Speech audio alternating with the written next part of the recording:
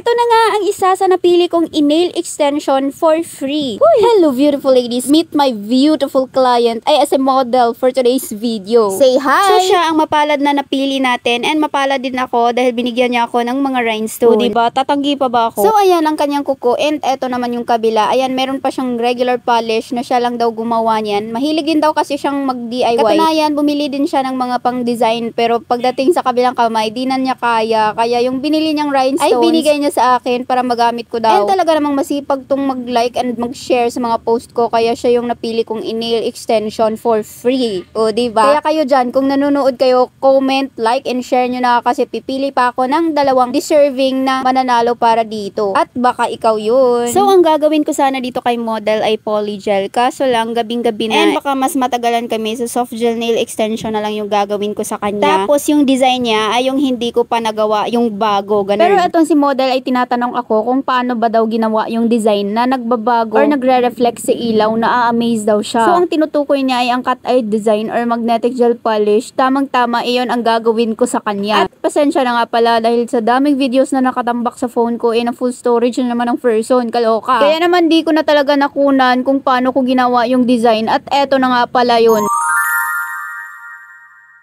So, ganyan lang napili kong design para sa kanya. Cut eye magnetic gel polish lang. Tapos, nilagyan ko na lang ng mga rhinestones. So, yes, first time kong gumawa nitong cut eye design. And akala ko talaga hindi ko ma-achieve mga kasi on the spot ko talaga to ginawa. Sayang lang hindi ko na-videohan. And ayan o, tingnan nyo naman, nagbabago yung effect niya. Depende sa tama ng ilaw. So, that's all muna for today's video. Thank you for watching!